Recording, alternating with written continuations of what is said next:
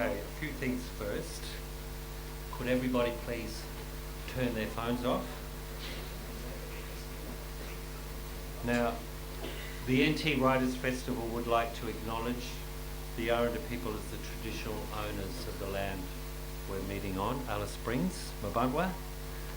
And welcome to anyone who's joining us via live stream from a satellite venue. There are 7 libraries and art centres across the Northern Territory and South Australia that are taking part today or listening and hopefully taking part. So welcome to audiences at Barclay Arts in Tennant Creek, Batchelor Institute Library in Batchelor, Borroloola Library, Nooka Arts Centre, Darwin City Library, Palmerston Library, and in South Australia, the Port Augusta Library.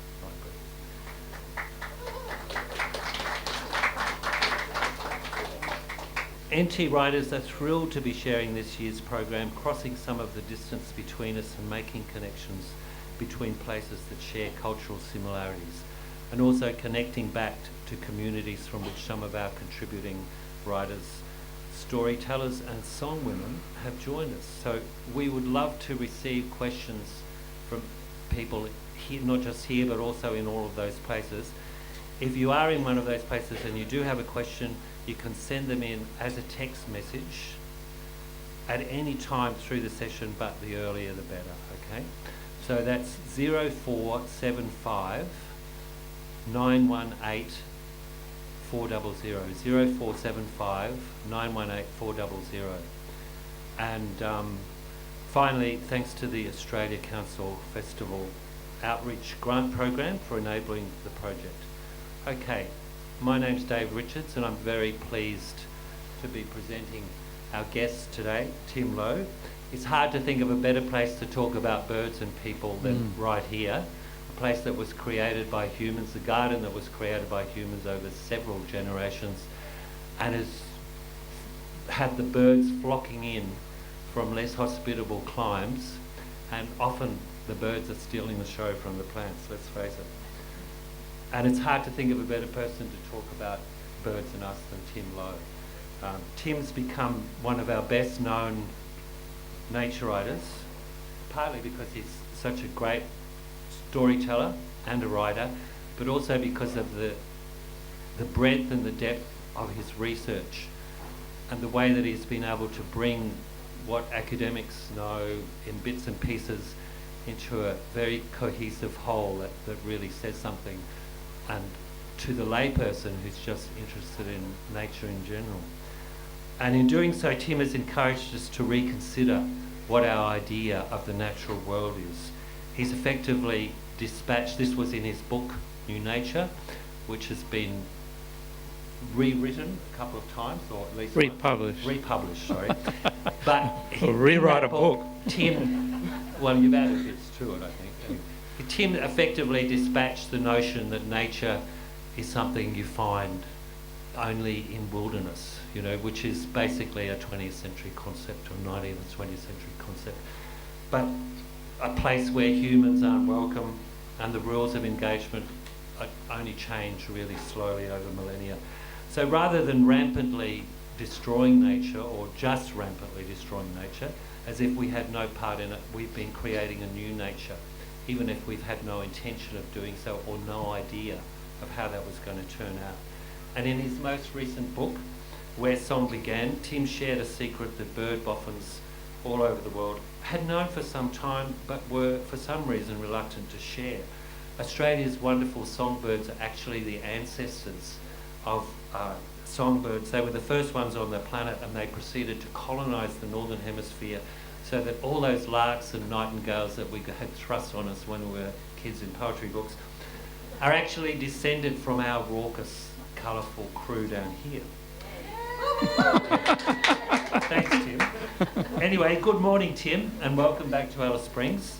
I've got a feeling, looking around, that the people will have lots of questions about birds and us, but I know you'd like to start by giving us a glimpse of the big picture of birds and us, and as Teresa's talk reminded us this morning, that goes back a very long way, doesn't it? Yeah, look, I'll just mention at the back, there's a couple of chairs here if anyone wants to sit down. But yeah, that wasn't a very good way to begin my talk, was it? I think if you look at the way naturalists, biologists talk about nature, there's the idea that nature's out there in the bush and that the birds in the city are refugees from habitat clearing, and that they're not really legitimate nature, and that if we really look at the history of birds responding to people, that we can clearly tell it goes back in Australia 50,000 years, and that the reason for thinking that is that when the first explorers like Sturt and Leichhardt are going into the outback, the extent to which they were approached by birds, that you read these descriptions of, say, Sturt talking about black kites, it's just really quite stunning that he's, we're out in the middle of, this is 1845, and Mr. Brown drew my attention to a number of small black specks in the upper air. These spots increased momentarily in size, were evidently approaching us rapidly. In an incredibly short time, we were surrounded by several hundreds of the common kite, stooping down to within a few feet of us, and then turning away after having eyed us steadily. Now, I don't believe black kites would respond that way to a species they hadn't seen before. These were birds, they knew people, they saw people as an opportunity for food, they knew that where people had camped, when they left there'd be scraps of food, and that these kinds of anecdotes, of which there are many, are telling us that that bird-human relationship in Australia goes back as long as there have been people in Australia, and that the crows that are in Alice Springs right now are picking up the scraps of food. We can have Donald Thompson, the anthropologist, Cape York, he says crows hang around the Aboriginal camps to get bits of food. I mean, those crows, you think, oh, well, it's clear that there's huge numbers in Alice. Once you go out, they're still out there, but the numbers drop off. And you think that that's because of, it's an urbanisation effect. That's only true to the extent that it's a very large number of crows, but that is a 50,000-year-old relationship you're seeing in the middle of the town. And I think that the way biology was taught, the way it was conceived, it was always, if you were a biology researcher, go and find a pristine bit of habitat, study the animals. And so wildlife in the city, it didn't have legitimacy. And so you had this idea that pure nature was in wilderness, research on birds was done in national parks or in intact forests. And that certainly changed, but only in the last 20 years. And so I think now we're in a stage of recognising that the bird-human relationships in Australia, they're changing over time, as they would have changed over 50,000 years. But these are some very old relationships. And in fact, we can go back worldwide, we can go back much further than 50,000 years to see the kind of deals that birds and people have been making for, possibly a million years, according to one of the stories in there. Yeah, but this is very interesting. I mean, obviously humans originated in Africa, so the oldest relationships to other species can take place there. So there's a bird, the honey guide. So the name honey guide, they come up and lead people to beehives. So the honey guide is this drab brown bird. This has happened to me in Zimbabwe. This doesn't happen to many people these days because the relationship has largely died. And so honey guide, they love honey, they'll eat the wax, but they can't actually get into the bee's hive. And so it's been filmed that you can find, I'm not sure if it's David Attenborough, one of his or someone else's, but you can see this footage of, I don't remember which part of Africa, I might only be guessing, but it's still continuing in some remote areas where the bird comes, the people call back, and they might be led a couple of kilometres through forest, and there's the beehive. They chop it out, take the honey, and they make sure they leave some wax and honey for the bird. Now, this story of the guide, the honey guide, that word honey guide was attached to the bird in a belief that it was honey badgers that are led to the honey. And I mean, I remember reading this story in childhood, having a book with a picture, an actual painting of the honey badger or ratel. These are amazing animals. I've seen them at night in one national park. But no one's ever actually seen that. And so it was pointed out by biologists that no one has ever seen, there's no evidence of any naturalist ever seeing one of these birds in front of a honey badger. Honey badgers are largely nocturnal anyway. And so it's been recognised that this is actually a human-animal relationship, and that why are people so slow in recognising it? It is because just in our language, we see ourselves as apart from nature. What is nature? It's all species apart from Homo sapiens. And so when you're so rigid on that idea, when the whole notion of civilization, the evolutionary tree with humans being the pinnacle of evolution, everything else is animals, we're the arrival point.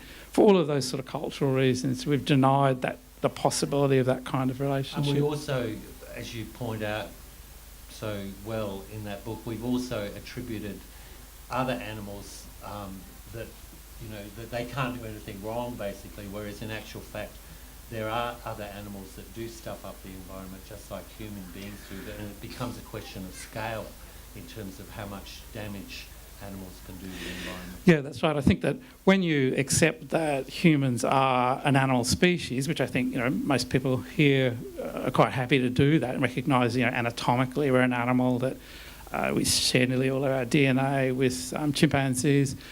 So it's easy enough for us to accept that these days, and to recognise that in terms of understanding human behaviours like warfare and Donald Trump thrusting his chest out, that he's the silverback gorilla trying to maintain his dominance and so forth. So I think we sort of get that way of thinking, but that there's still that dualism, the idea that humans are bad, nature is good, and that it's very strong in the conservation movement that I'm certainly part of. But that if you look at words like pollution, erosion, if you actually look at animal systems, it's very clear that you should be able to apply those words to animal situations, so that if you go to, say, seabird nesting islands where there's huge numbers of shearwaters, penguins or whatever, the amount of bird droppings can be so great that it's toxic to the vegetation, so all the vegetation dies, the soil rots away, there's erosion, there's pollution. And certainly it was, for me, as a naturalist, Africa, it is just a mind-blowing place. And to see in the national parks where, because elephant numbers, they can particularly build up very large with no people hunting them, and being constrained in their migratory patterns, that when you walk along some of the riverbanks, that is some of the worst erosion I have ever seen. And yeah.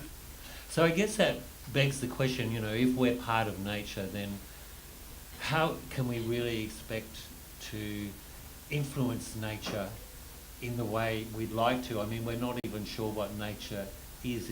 Nature is dynamic, nature is evolving. Whatever we do, as we found out time and time again, it's unpredictable what consequences it might have. If we bring something in biological warfare, then that's going to upset the balance somewhere else. How do humans, if they see themselves as part of nature, then what do they do as part of nature? Become naturalists. Fair enough. Well, part of the problem in trying to understand nature is that we use that as a singular word, but it really should be a plurality. Like, what is nature? There isn't one thing called nature, and I think that you can see the problem in using that word as if you say, well, let's say we clear a forest near here, clear some woodland for a housing estate.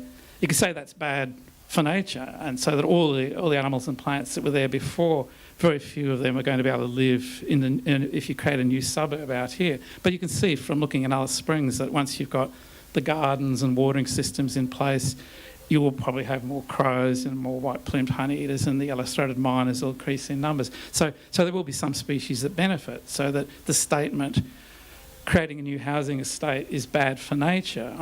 I would agree with that as a generalisation, but if you drill into it, it's actually going to benefit some native species. It's going to benefit some, but not all necessarily. Yeah, and in terms of conservation needs, I think, the subtitle of the book, The New Nature, Winners and Losers in Wild Australia, and I think that we are clearly a winner species, and we've created all these winners that travel on our coattails, so that black rats, cockroaches, house lice, seagulls, all the bacteria that are in our bodies, huge number of species, and that they are all part of the winners. Although it's not simplistic, because if you look at, say, brush-tailed possums along the east coast, like under my house, I got brush-tailed possums. I actually had a German trying to sell me something, this young woman. She said, "Oh, I saw a brush-tailed possum, they're so cute."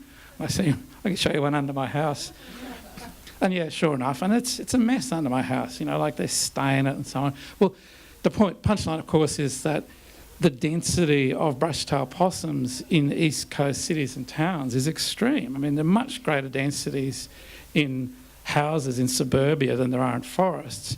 Then you come out here to Central Australia, you know, you talk to Peter Latz, he talks about how there were a lot of brush-tailed possums 100 years ago. They're in the Tanami Desert. Now, because of broad-scale fires, brush-tailed possums endangered in the city. So when I say you've got to become a naturalist, part of what I'm really saying is that to understand our impacts on other species, it is really, really complicated. So by becoming a naturalist, you mean keeping a close eye on what's actually happening right now with change?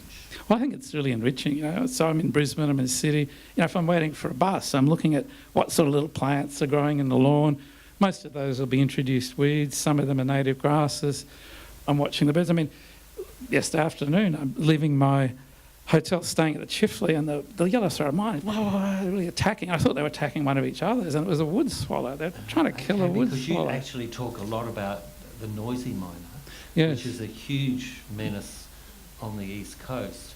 And I guess a lot of people here have been noticing the yellow miner, the yellow-throated miner, isn't it? And particularly in the mall, they come and raid people's coffee cups and take the sugar from them, and they attack my dog when I go for a walk. Is there a danger? I've noticed that they're coming in more. They seem to be coming in more.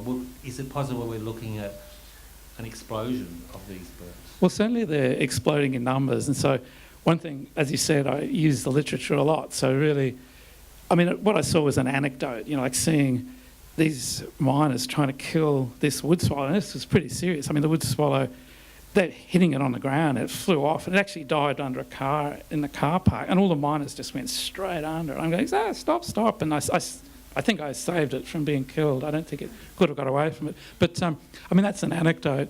And so the interesting thing is to actually monitor research being done by academics. And noisy miners, I mean, socially, the behaviour of these aggressive birds, it's globally unique. You know, there's no parallel in other places. Noisy miners were studied. They're on the East Coast, where all the big universities are. Now the research is emerging on yellow-throated miners, and it's looking like they are potentially as bad. See, that's a difficult one. I've seen discussions on the internet where people have been talking about miners, and someone says, do you mean the Indian miner, because of the spelling, or the Indian miner or the noisy miner? Because if you're talking about the Indian miner, go out and kill a lot of them. If you're talking about the noisy miner, they're a protected bird. Yeah, and this is one of the difficulties with these sort of dualism. So one of the dualism, of course, would be native good, introduced bad. So people want to think that the Indian miner is a really bad bird to have around. But in actual fact, if you go through the lists of threatened birds and look at threatening processes, and I make this point in the book, that there's a lot more evidence of native Australian birds threatening endangered birds than there are of introduced birds threatening endangered birds. And in every single case, it is because a native bird is benefiting from human impacts. And so, you know, examples would be the Gould's petrel that was breeding on one island off the New South Wales coast. Currawongs started turning up, and they were attacking. So you got a huge build-up of currawong numbers along the east coast. And yeah, noisy miners, you know, having an impact, bullying swift parrots, regent honeyeaters. So honeyeaters are tough, aggressive birds. You know, there's no way you'll get a go at the nectar unless you either can slip in very quietly or fight your way onto a flowering tree. So these changes in behaviour, even migration patterns, or where birds are considered to live, can change with amazing rapidity, can't they? You know? Yeah, well, it's interesting.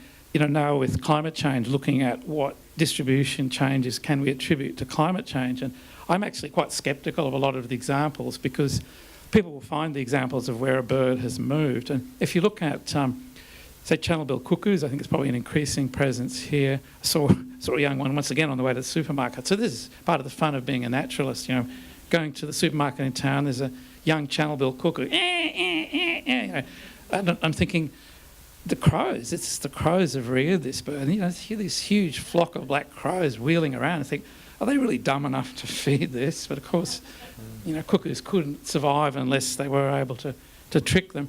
But Channelable cuckoos are one of the birds that are moving south.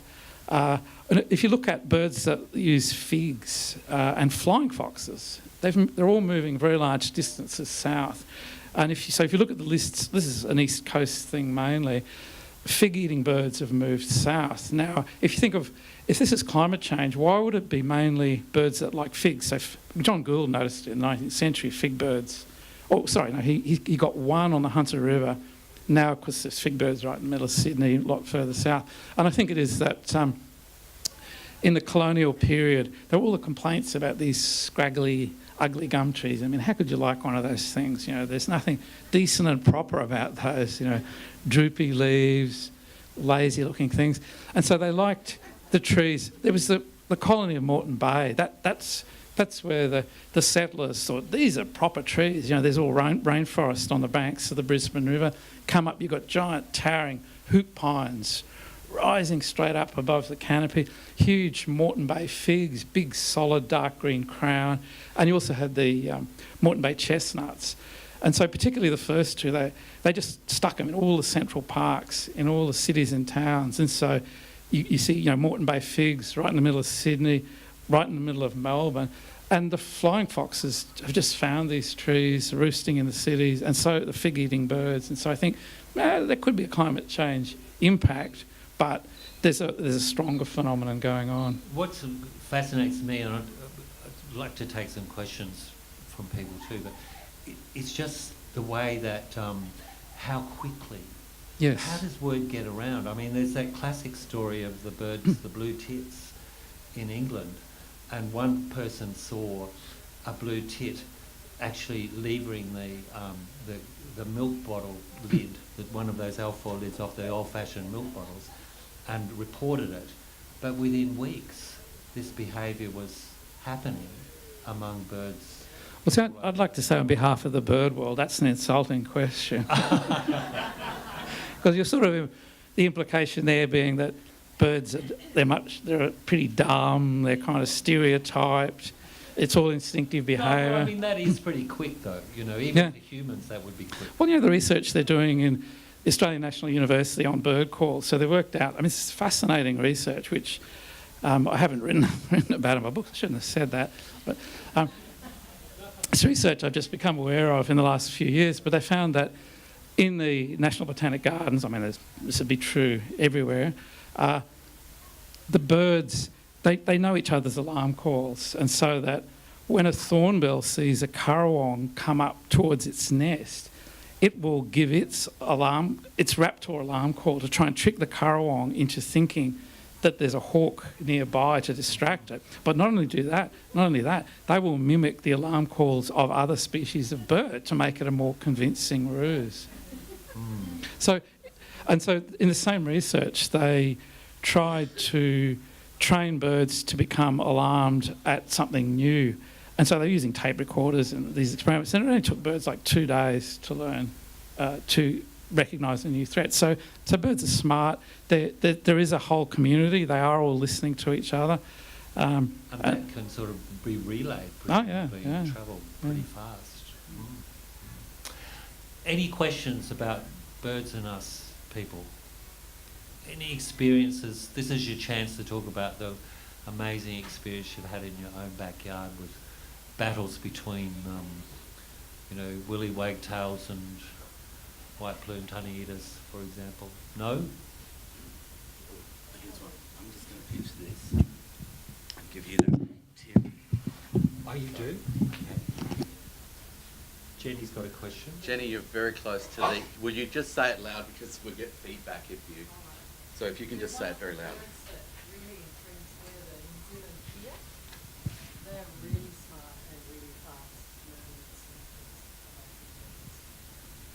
Yeah, well, I think it doesn't sound like it's turned on. Are you muted? Yeah. There you go. Yeah, so the question was about keas, the birds in New Zealand. So I wrote about these a lot in my bird book. So these are large alpine parrots.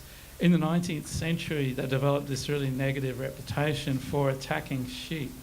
And so they would find disabled sheep. Sometimes they'd attack sheep. The descriptions of them driving sheep over precipices, so the sheep's plunging to its death to escape a parrot of all things, or a flock of parrots. Got a really long mandible, and if a sheep was disabled in the snow, they would. I'm being upstaged.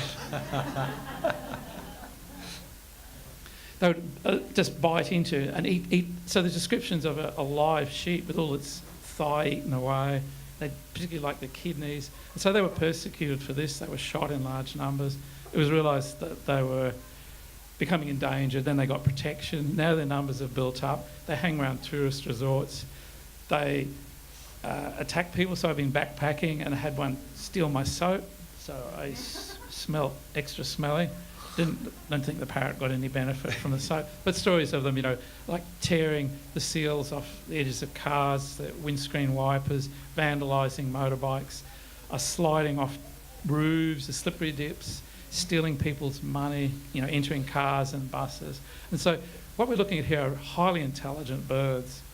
And it's very interesting that, the idea of that tree of life where humans are at the pinnacle as the most intelligent species. Because those trees of life, you can draw them in all sorts of different ways and make humans look quite stupid, in fact, depending on how you swivel them around. So there's a lot of bias in the way those phylogenetic trees were drawn. But under the traditional thinking, keas are very primitive parrots. They're in the oldest lineage of parrots, but they were among the most intelligent birds in the world. So intense study going on. And this is, I think, one thing that's frustrating for ornithologists in the Northern Hemisphere, this recognition that the Southern Hemisphere gave the world its songbirds, it gave the world its parrots. These are the two groups of most intelligent birds. So now, if you're a researcher in England or Germany and New York, and they're now flying out here to study our bowerbirds, to study New Caledonian crows, although there are crows all over the world, so it's another story why they're so smart in New Caledonia. But yeah, there's suddenly this focus on Australia. And when you look at, I talked about the noisy miners, these large communal societies where, in a noisy miner colony, you can have a couple of hundred birds. And in Brisbane, the whole city, it's just wall-to-wall noisy miners. So you've got one colony after another. They're all listening to each other's calls. When a hawk goes over, woo, woo, woo, woo, they all know there's a hawk, so it's very hard for goshawks to hunt in the city. This social system, it is unique, and it is more likely to arise in Australia than anywhere else because songbirds have been here longer, they've had more time to evolve in different directions. Is it too late for Brisbane? I mean, in terms of bird variety and the number of... Well, this is the other thing. When we talk about the yellow-throated miners moving into Alice Springs, increasing in numbers, probably channel-bill cuckoos as well, we're very quick to decide what the situation is. So if you can say, well, if I go into Sydney or Alice Springs now, these are the birds, that's it. If you look over the past 100 or 200 years, you've got very good bird lists in capital cities, and you can see constant change. So birds dropping out. So say Jackie Winters, they were urban birds in Sydney 100 years ago, and there's no Jackie Winters in Brisbane. They were in Brisbane as well. And that would not have been their original habitat. So they would have colonised with clearing, then got pushed out by noisy miners. Right. Brush turkeys, big time invasion of East Coast cities. So we can't be too hasty to say, well, this is the end point. I mean, it is possible. Like turquoise parrots, they were going extinct. They latched on to introduce seeds. Now turquoise parrots have made a big comeback. So it is possible that, and this is where I say, being a naturalist can have conservation benefits. That if you are documenting birds that seem to be increasing, that could be not a very good thing if it's a crow or a large aggressive honeyeater. It could be a good thing if it's a small inoffensive bird. But the other possibility is that, so some of these smaller birds could come back, and some garden modifications could help. So what about your backyard? Is it full of noisy miners? It's certainly noisy miners. Brush turkeys have moved in. I didn't have brush turkeys 20 years ago. What other changes are going on? It's probably fairly static. But part of my point is that I've been there 20 years, and that 20 years, 100 years, these are not adequate timescales. Sure. Now, you mentioned bowerbirds, and I know a lot of people talk about bowerbirds here. My feeling is that 20 years ago, it was a pretty rare event to see bowerbirds building bows in suburbia, whereas now, just in our block we've got 2 or 3. They've recently started building bowers in the park across the road from us. In fact, there are 2 bowers underneath the same tree, and very, very close to humans. What's going on? Yeah, I sort of noticed this with satin bowerbirds in the East Coast well, all over the country really. They think that, the male bird, they're promiscuous. The male doesn't help the female at all. He doesn't go off and build his nest. The only thing he builds is his bower, boudoir. I mean, boudoir would have been a better name than bower. I think John Gould was being polite when he made up the name. But if you look at where the bowers are put, it is very often the case that they are in very prominent positions. So there's one, I don't know if it's still there, but in Townsville at the university, right beside the main administration door, everyone is walking past. And I think this is a case where the male bowerbird, he wants to mate with as many females as he can. The bower is all about making a good impression, and the main way he's making an impression is that arrangement of objects and the beautifully constructed bower. And I think, in a sense, if you look at the bower, the female wants good genes, and though he doesn't help build a nest, you can think, well, if I mate with the one with a beautiful bower, my daughters will be good at building nests. So there's kind of a parallel there. But I think that by building in these really prominent positions, they're showing off. They're really saying to the female, I can look at these big, gigantic, enormous, horrible things. My bower is right beside where they are walking all the time. I'm alive. I'm surviving them. I'm really alert. I'm really tough. I've got my wits about me. If some kids throw a stone, I can dodge that stone. If someone tries to hit me with a stick, I'm still here. It's good to mate with me. So I think that's one of the things they're showing off. And the other thing is that there must be more fruit. I mean, I haven't actually noticed many fruit trees in Alice Springs, but if you look at the gardens here, there's a lot of indigenous food plants have been put here. So there's a lot of fruit plants, and the passion fruit, the wild passion fruit, the caparus, the wild caper. So there's a lot of fruit. You tend to get more fruit in urban environments than in the bush. A, because people plant fruiting trees, and B, because there's sprinklers and more watering going on, so bigger fruit crops. Would it enhance the bowerbird sex life, the fact that we've got so many bright and colourful things, kumquats and little blue things and everything, which they never had access to before? Yeah, I mean, clearly the bowerbirds were mating just as much before they had these objects. But yeah, to me, bowerbirds are the ultimate example of nature can be quick to adapt, and that, if you think of, I particularly think of like the use of plastic, like satin bowerbirds, use now, they would have used blue berries, blue flowers. Here they would have used bones and snail shells. The adoption of glass and plastic happening so fast.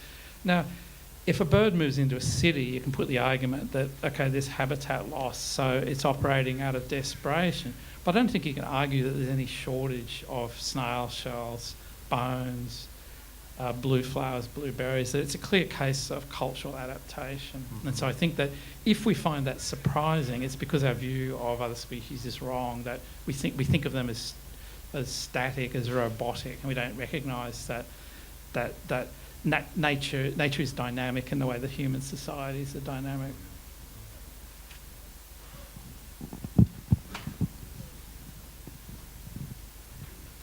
Tim, are you aware of anywhere where planning authorities are thinking or are trying to introduce biodiversity into the landscape over and above the standard native gardens, green corridors? I think it's happening quite a lot. Well, I mean, a lot of, I think Melbourne, Sydney, Brisbane, like putting bat boxes, putting possum boxes into parks. I mean, I think there's a lot of that going on.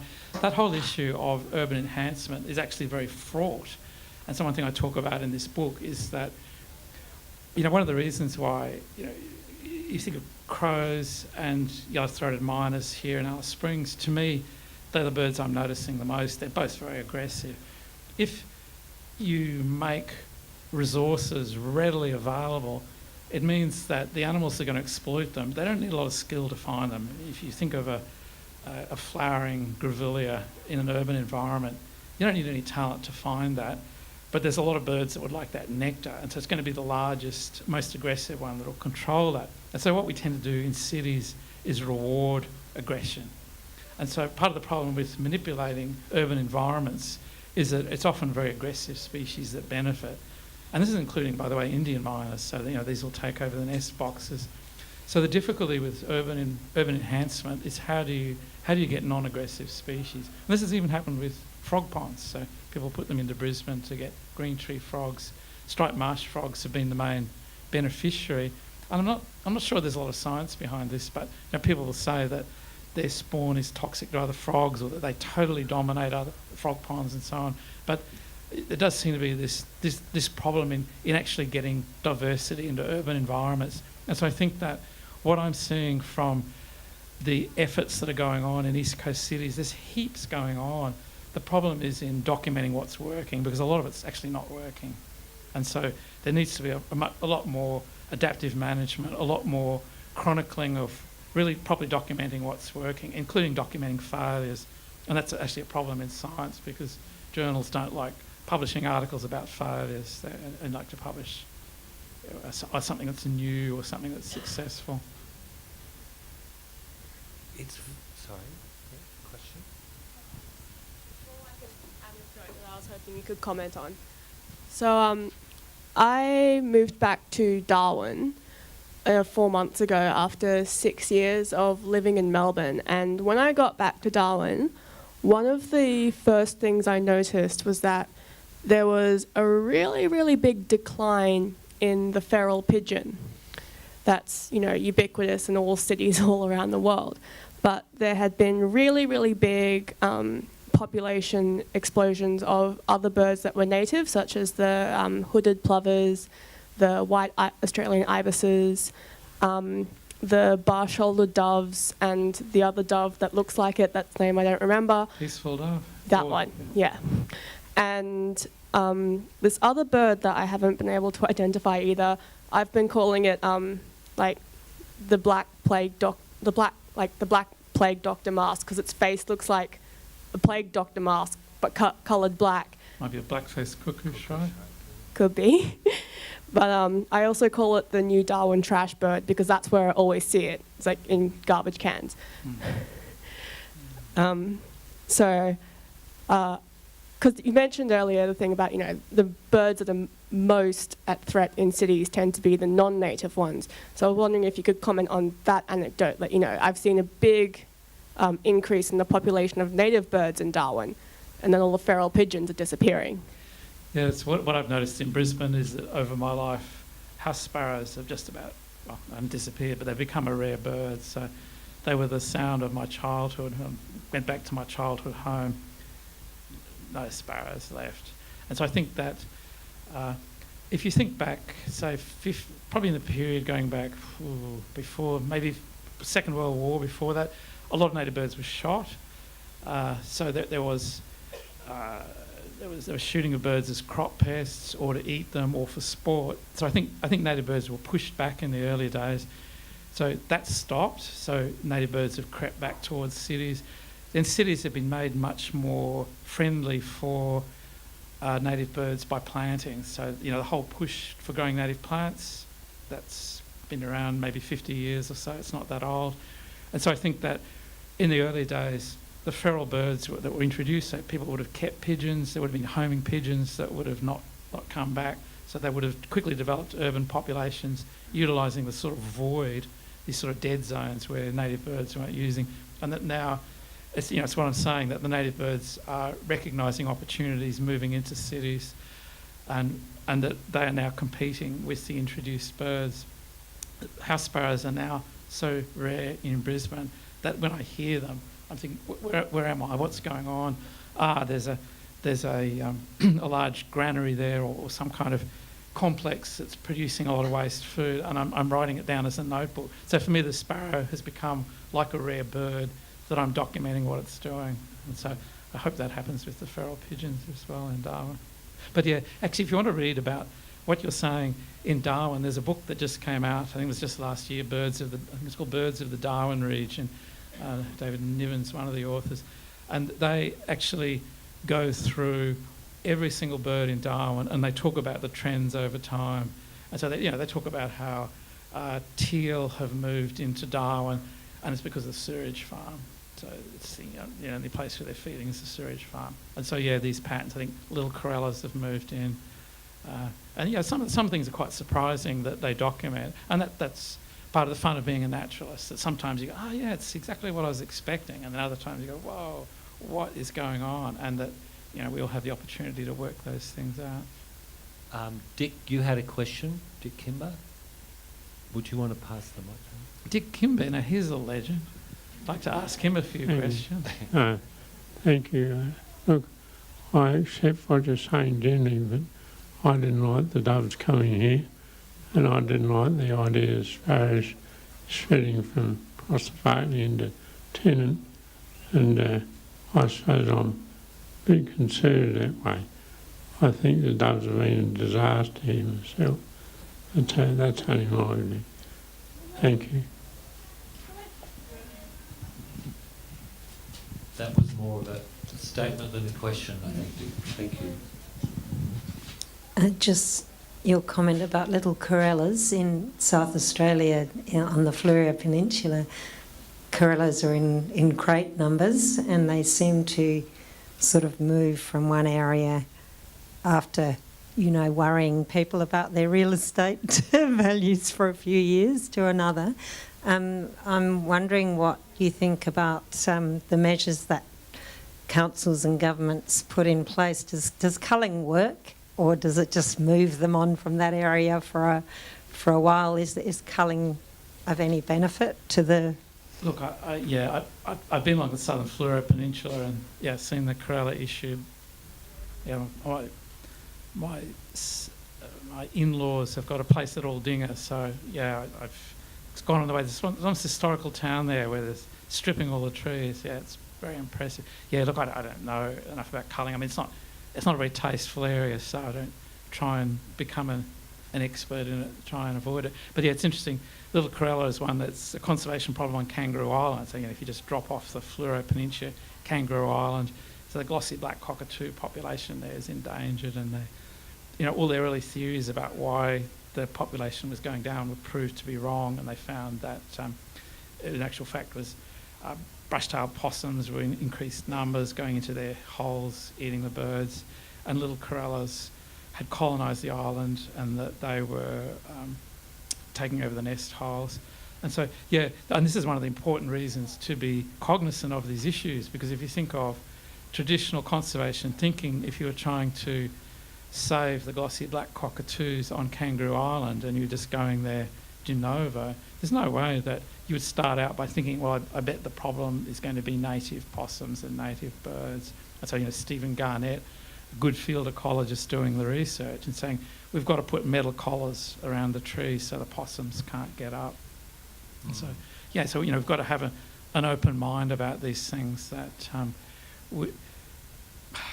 there's so much we see in the landscape when we're looking at nature. It is humanised, but I don't particularly like using that word, because the animals are also influencing us. We're crow-eyed because we're being influenced by them. Yes. I was just wondering if you could speak more on your understanding of what it means to be a naturalist. I was quite interested in what you were saying then. I'd look at it in terms of community. So we all, let's say you live in Alice Springs, if I say word community, you think of all your friends, the people, the broader network, that you have a sense of sharing with those people around you. Now for me, my community also includes the non-human species as well. So the noisy miners in my garden, if ever there's a snake around, their call is so unusual that I know. It's just a really weird call, and I go out, look, there's a green tree snake moving through that tree. They're interested in that. I'm interested in that. They're part of my community. They let me know if there's a cat in the backyard, if a possum's come out of its nest. And just in a less direct way, the local plants, the insects, they're all part of my community. If it's a drought, we're all affected. If there's unusual storm, we're all affected. So there's a sense of sharing. They communicate to me in a sense by I look at their behaviour. I'm interested in what they're doing. They're sometimes they'll move away and I'm sad to see them go, but then someone else joins my community and I'm glad to see them arrive. And so it enriches me. As I say, just that one walk from the Chifley Hotel to the supermarket, seeing these miners attack, this violent attack, it's like walking past a soccer field where kids are kicking a ball around, although really it was more like they're bashing someone up. And yeah, so that's what I mean by community. So we should be sharing that information amongst each other, what the kind of things we're seeing. Yeah, and I keep a diary. I like to remember it. You have these good memories, and I mean, for me, the diaries are a professional resource. I'm claiming all my borrows on my tax returns and notepads because, if my house, I'm not kidding. If my house was burning down, one of the first things I would grab would be this big box of all these exercise books from all the trips I do. I've written thousands of words since I've been in Alice Springs for a couple of days. So for me, it's a resource as a writer. And sometimes other people have given me the notebooks and I've woven, well, certainly in this book, I've got someone's notebook from when they lived in eastern Sydney and saw noisy miners move into their suburb that they didn't have them before, and all the bird changes that went on. But I mean, just for most people, as a naturalist, that writing it down, it is just, I suppose, a sense of making it more real. Yes, it becomes shared because biologists will come into Alice Springs and say, what's going on here? Other naturalists, naturalists are often obsession. They'll be obsessed in crows. Someone else will be obsessed in frogs. That sharing goes on. So yeah, I think it is really good to document. And of course, you can do that with phones, taking photos. So photography is a really big part of it now. Tim, sadly, I've been informed that we've run out of time, and so I'd just like to say on behalf of everyone here today, thank you for a stimulating and fascinating talk, and I hope inspiring us all to pay closer attention to what's happening around us, because it does affect us and it will continue to affect us, and we are the ones who can make a difference, I guess, at which way it goes. Thank you, Tim. Dave. Thank you.